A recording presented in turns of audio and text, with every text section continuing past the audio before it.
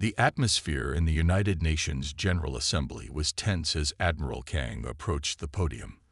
The room was filled with representatives from every nation on Earth, all gathered to witness humanity's first official contact with alien life. The large chamber, typically bustling with diplomatic chatter, had fallen into an uneasy silence. Admiral Kang straightened his naval uniform, the medals on his chest catching the bright lights that illuminated the historic moment. His weathered face showed the experience of decades of military service, but even he had never imagined he would be standing here, facing an alien delegation. The holographic technology provided by the Galactic Confederation filled the center of the chamber with the towering image of High Commander Ralphak. The alien's serpentine form twisted in what could only be described as a gesture of contempt. Its scales shimmered with an iridescent quality that would have been beautiful if not for the clear disdain in its posture. "Your civilization," Ralphak began, its translated voice booming through the chamber, his barely out of its cradle. "We have watched your stumbling attempts at space travel with great amusement." The alien's voice carried a tone that made several human representatives shift uncomfortably in their seats. Director Jin Su, seated in the back of the chamber, tightened her grip on her datapad until her knuckles turned white. The classified information displayed on her screen told a very different story from the one Ralphak believed. Next to her, Defense Minister Park maintained a carefully neutral expression, though she could see the slight tension in his jaw. "The Galactic Confederation," Ralphak continued, "spans thousands of star systems. Our youngest member races have colonized dozens of planets. And you," the alien commander's holographic form leaned forward, its eyes gleaming. "You barely managed to reach your own moon, and even that achievement lies decades in your past." Admiral Kang stood firm, his voice steady as he responded. "Humanity has made significant progress in space exploration. We have rovers on Mars, probes throughout our solar system." "Toys," Ralphak interrupted, the translation carrying his scorn. "Children's playthings. Your most advanced spacecraft would be considered primitive by even our cargo haulers." In the back of the chamber, Director Jin Su opened a secure channel on her datapad, sending a coded message to various hidden facilities around the globe. The message was simple: "Begin preparation sequence Alpha." Defense Minister Park noticed her subtle movement and gave an almost imperceptible nod. "Your species barely managed to reach your own moon." Ralphak's voice echoed through the chamber again. "You expect us to treat you as equals. The Confederation has been observing Earth for centuries. We have watched your wars, your pollution, your primitive attempts at technology. You are barely more than clever animals." The insult drew angry murmurs from many of the assembled representatives, but Admiral Kang maintained his composure. "We may be younger than your civilization," he said carefully, "but humanity has shown remarkable progress in a short time. We ask only for respect and fair treatment under galactic law." Ralphak's hologram rippled with what appeared to be laughter. "Fair treatment? You have no concept of your place in the galaxy.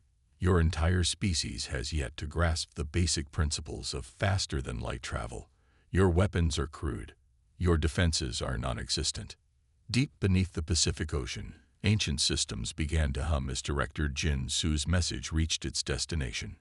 In secret bunkers across Earth, crews who had trained for this moment their entire lives moved into position.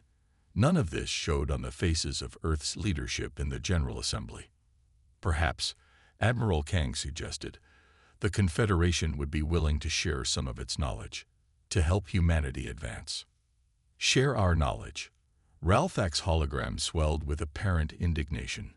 "We do not share advanced technology with primitive species.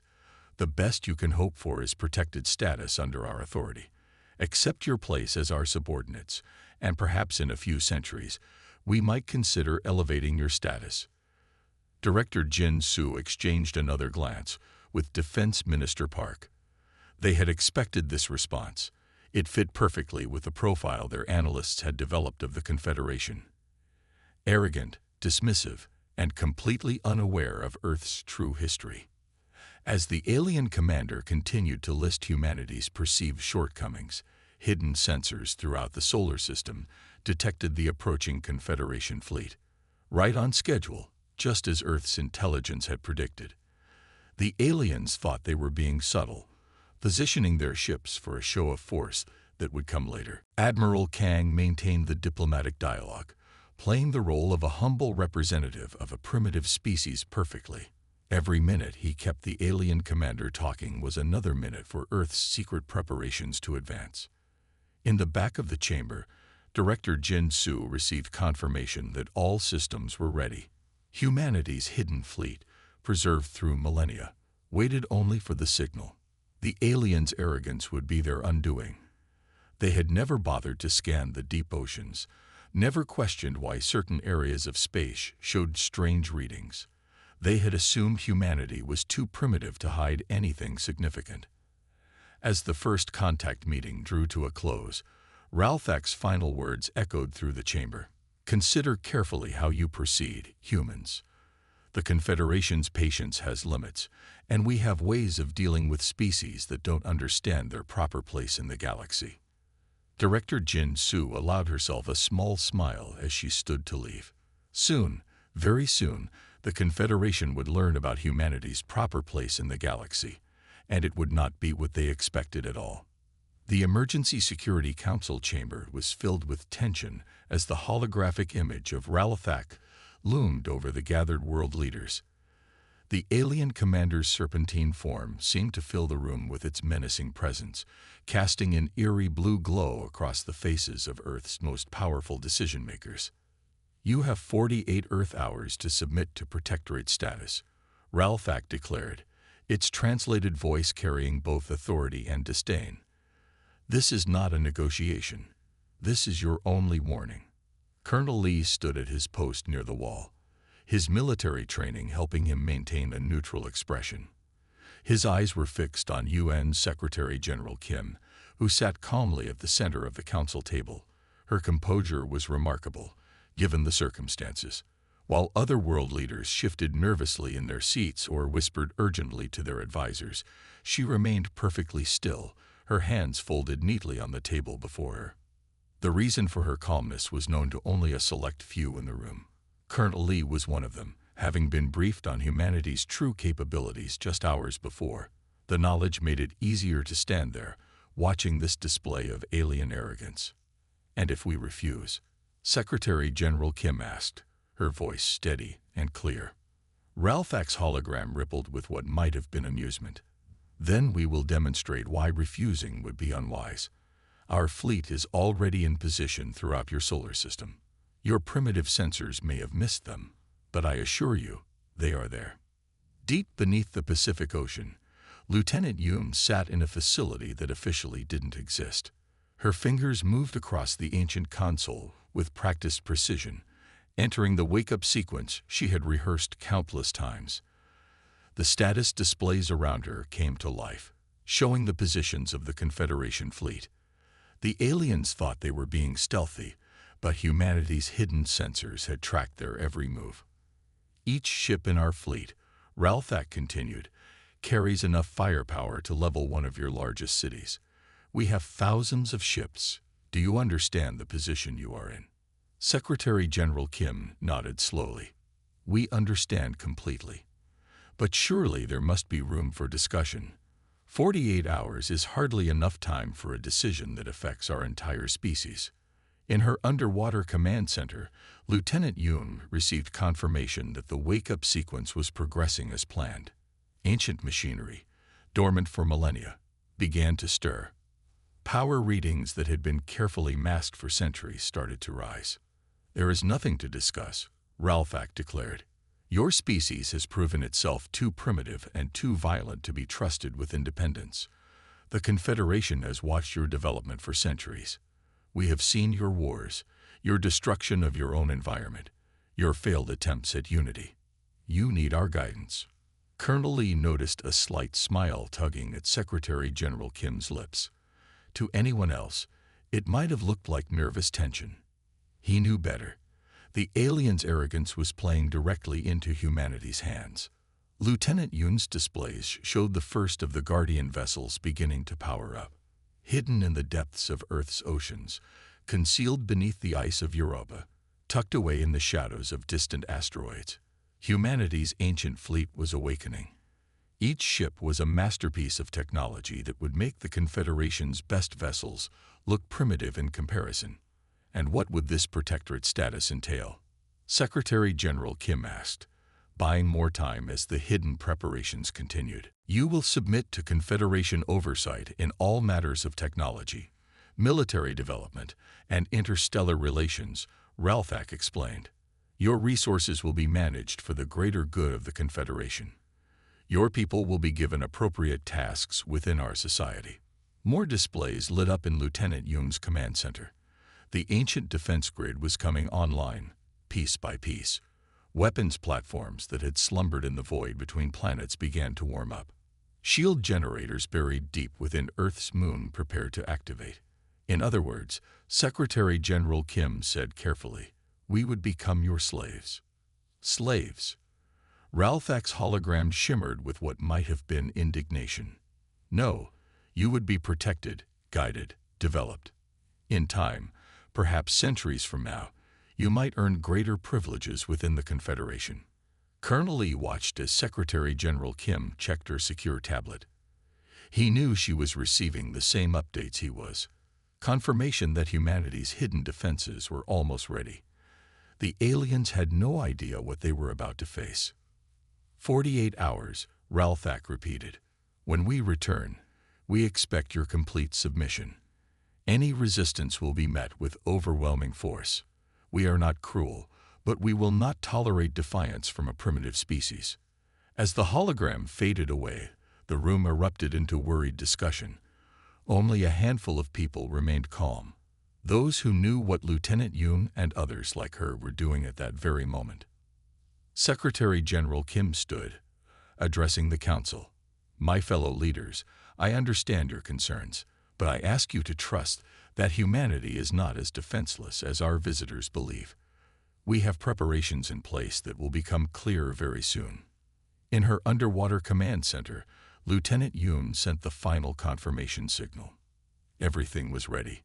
When the Confederation returned, expecting to find a cowering primitive species ready to submit, they would instead face the full might of humanity's hidden legacy. The coming hours would change the galaxy's understanding of Earth forever. The emergency broadcast signal cut through every television channel, radio station, and digital display on Earth. Professor Ryu's face appeared on screens worldwide, his expression serious but calm. Behind him, massive screens showed images of ancient spacecraft and technology that had been hidden from the public for millennia. People of Earth, he began, his voice steady despite the weight of the revelation he was about to share. What I am about to tell you will change everything you thought you knew about human history. The Confederation believes we are primitive, that we barely managed to reach our moon. They are wrong. Across the globe, billions watched as Professor Ryu revealed humanity's greatest secret. In homes, offices, and public squares, people stood transfixed as images of ancient human achievements flashed across their screens. Before the Great Sleep, before the time our history books begin, our ancestors weren't just on Earth. They had reached the stars. They built ships that could cross the galaxy. They created technology that even the Confederation cannot match.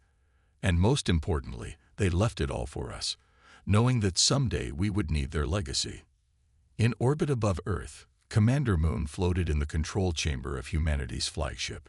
The vessel, hidden beneath the Atlantic Ocean for thousands of years, was larger than any spacecraft the Confederation had brought to Earth.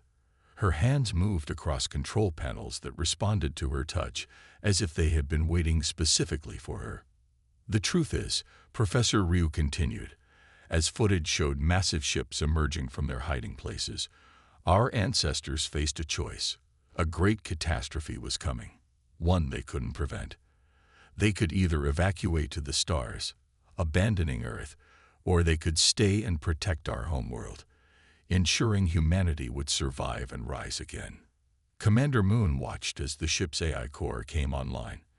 The ancient computer systems hummed to life, scanning her genetic pattern. A soft blue light washed over her body, and the ship's systems responded with immediate recognition. The genetic markers in her DNA matched those programmed into the system thousands of years ago, proof that modern humans were indeed the rightful inheritors of this legacy. They chose to stay, Professor Ryu explained, his voice filled with pride. They buried their technology deep beneath the oceans, inside moons and asteroids, and in secret bunkers across the planet. They modified their own genetic code, ensuring that only their descendants, us, could access these weapons and ships when the time came. Displays around Commander Moon lit up as the AI core fully activated. Information flooded the screens, star charts, weapon systems, defensive capabilities that made the Confederation's technology look primitive in comparison. The ship's AI greeted her in a language so ancient it predated written history, yet she understood it perfectly, another gift from her ancestors coded into her DNA. Our ancestors knew that humanity would rise again, Professor Ryu continued. They knew we would rebuild, rediscover science and technology at our own pace. And they knew that someday we would face a threat that would require their legacy. That day has come. In cities across Earth, people watched in awe as massive shapes became visible in the sky. Ancient ships, hidden for millennia, took up defensive positions around the planet. Their designs were both familiar and alien, clearly built by human hands, but with technology far beyond anything currently known. Commander Moon received confirmation that similar scenes were playing out across the solar system. Hidden bases on Mars, beneath Europa's ice, and in the asteroid belt were all awakening. Each facility recognized the genetic signatures of its modern human operators, accepting them as the rightful inheritors of this ancient power. The Confederation threatens us because they think we are weak, Professor Ryu said, his voice growing stronger. They believe we are primitive because they never found our ancestors' technology. They never found it because it was hidden with care and purpose, waiting for exactly this moment. The AI core completed its startup sequence, and Commander Moon felt the ancient ship come fully alive around her. Displays showed the positions of the Confederation fleet, their supposedly hidden ships now clearly visible to the advanced sensors. The difference in technology was staggering. What the aliens considered stealth technology was transparent to these ancient human systems. Our ancestors left us more than just ships and weapons, Professor Ryu explained. They left us knowledge, technology, and a responsibility. We are their children, the inheritors of their legacy, and we will not bow to those who would call us primitive. As he spoke, Commander Moon received confirmation that the entire ancient fleet was now online.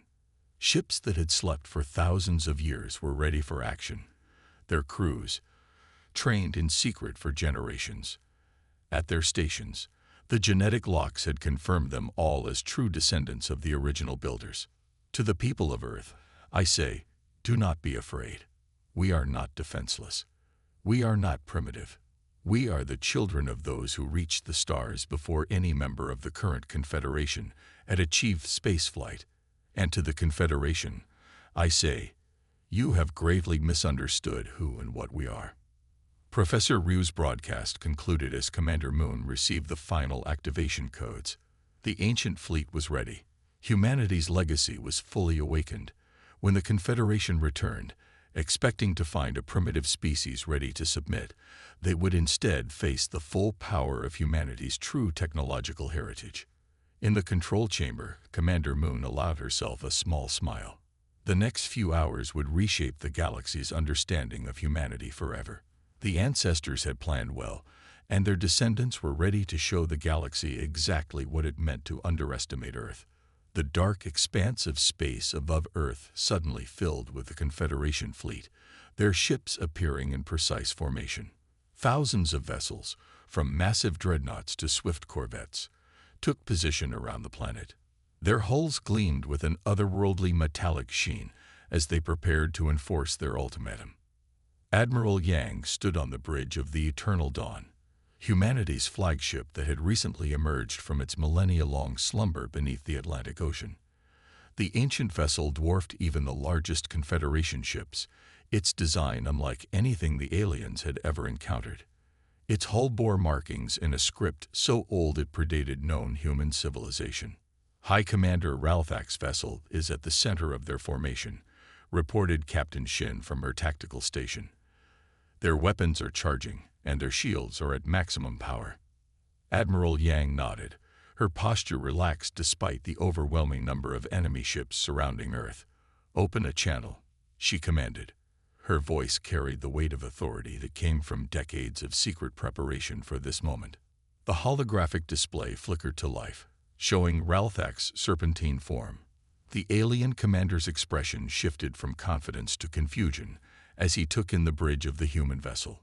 The advanced technology surrounding Admiral Yang clearly contradicted everything the Confederation believed about humanity's capabilities. "What is the meaning of this?" Ralthak demanded. "How did you conceal such a vessel? Where did you acquire this technology?" "We didn't acquire it," Admiral Yang replied calmly. "We built it, long before your species achieved spaceflight. Consider this a demonstration." She made a simple gesture, and the ancient weapon platforms, hidden throughout the solar system, activated. Satellites that had masqueraded as asteroids for thousands of years powered up. Defense stations concealed beneath the surfaces of various moons revealed themselves. "Single pulse," Admiral Yang ordered. "Target their flagship's shields. Minimal power." A brief flash of light, barely visible to the human eye, pulsed from one of the weapon platforms. The energy beam, operating on principles the Confederation had never mastered, passed through the alien flagship's shields as if they didn't exist. The protective barrier around Ralthak's vessel flickered and died, leaving the ship exposed. Panic erupted across the Confederation fleet. Ships began breaking formation, their crews suddenly uncertain about their tactical advantage. Sensors reported shield failures across multiple vessels that hadn't even been targeted. The pulse had somehow cascaded through their defensive networks. That, Admiral Yang said to the stunned Ralthak, was less than 1% of that platform's total power. And we have hundreds of such platforms across this solar system. Would you like to see what they can do at full strength? On the tactical displays, the Confederation ships were scrambling to restore their shields. Their most advanced defensive systems, the technology they had been so proud of, had been bypassed by a single shot from a human weapon platform older than their entire civilization. "Impossible," Ralthak whispered, his confident demeanor shattered. "Your species. You were primitive. We watched you. You watched what we wanted you to watch." Admiral Yang corrected him. "Our ancestors left us more than just ships and weapons. They left us the wisdom to wait for the right moment to reveal ourselves. That moment has arrived." The Eternal Dawn's sensors detected emergency signals being broadcast throughout the Confederation fleet. Their carefully planned show of force had transformed into confusion and fear in a matter of minutes. The balance of power had shifted dramatically. "You have 1 hour to withdraw your fleet from our solar system," Admiral Yang declared. "After that, we will consider your presence an act of war. And I assure you, High Commander, you don't want to see what these ships can do in actual combat." The message was clear. Humanity wasn't the primitive species the Confederation had assumed. They were the inheritors of a legacy that made the aliens' most advanced technology look primitive in comparison, and they were prepared to defend their independence. As the Confederation fleet began a hasty retreat, Admiral Yang allowed herself a small smile. The ancestors had planned well, hiding their true power until it was needed most. The galaxy would never look at Earth the same way again. The Confederation's retreat vessel hung in space, its once proud hull now seeming diminished against the backdrop of Earth's ancient fleet. Inside the ship's main conference chamber, Director Shin led the human diplomatic delegation with quiet confidence, while Ralthak and his advisors struggled to process the flood of information before them. "These readings cannot be accurate," Ralthak insisted, his serpentine form coiling tightly in agitation. The precursors vanished from the galaxy over 50,000 years ago. Their technology was lost. Not lost. Director Shin corrected him. Hidden. Protected. Preserved for their children. She gestured to the holographic displays showing detailed scans of Earth's fleet. We are their children. The alien scientists among the Confederation delegation were frantically analyzing the data. Energy signatures, material compositions, and technological principles that had been thought lost to time were now active and operational in the human fleet. Every scan confirmed what seemed impossible. These were genuine precursor vessels, maintained in perfect condition through the millennia. All this time, one of Ralthak's advisors whispered, "While we watched Earth, thinking you were primitive. You saw what we wanted you to see," Director Shin explained. Our ancestors knew that humanity would need time to grow, to develop, to learn from our mistakes. They left us their legacy, but also the wisdom to know when to reveal it. Through the chamber's viewing ports, Earth's fleet was visible. Massive ships that made the Confederation's finest vessels look like toys in comparison. Their design spoke of an aesthetics and engineering philosophy that predated known galactic civilization, yet they moved with perfect precision, their power barely contained. The genetic markers, another Confederation scientist reported, his voice trembling. The human DNA. It matches the precursor patterns we found in ancient ruins. They didn't vanish. They stayed on Earth. They became us. Director Shin finished. They chose to remain, to protect Earth, to ensure their descendants would survive and thrive. We are their legacy, not just their technology. Ralthak's initial shock was beginning to transform into something else, a mix of fear and respect. Why reveal this now? Why not earlier, when we first contacted Earth? Director Shin smiled softly. Would you have believed us, or would you have attacked immediately, fearing what we might become? Our ancestors knew that sometimes the best way to teach humility is to let pride become its own undoing. The human delegation presented their terms: equal status in galactic affairs, recognition of Earth's sovereignty, and a complete revaluation of humanity's place in the cosmic order. The Confederation representatives, still struggling with the revelation that they had been attempting to subjugate the descendants of the legendary precursors, could only agree. Consider this. Director Shin added, we activated only a fraction of our inherited technology. There are facilities, capabilities, and discoveries that remain hidden, waiting for the right moment. Perhaps now we can work together, sharing knowledge rather than demanding submission. Around them, the ancient fleet continued its silent patrol. Each ship was a reminder of humanity's true heritage, of the power that had waited patiently through the ages. The Confederation's assumptions about Earth's primitive status had been shattered, replaced by the stunning reality that humans were the living legacy of the galaxy's most advanced civilization. We accept your terms, Ralthak finally declared, his previous arrogance replaced by genuine respect. The Confederation recognizes Earth and humanity as equals. Perhaps we have much to learn from you. As the diplomatic proceedings continued, news of the revelation spread throughout the galaxy. The species that had been dismissed as primitive were actually the inheritors of the precursor's legacy. Humanity's patience and wisdom in hiding their true nature until the right moment only added to their mystique. Director Shin looked out at the fleet that had waited so long to be revealed. The ancestors had planned well, ensuring their descendants would face the galaxy from a position of strength. The tables had indeed turned, and the future now held possibilities that even the Confederation had never imagined.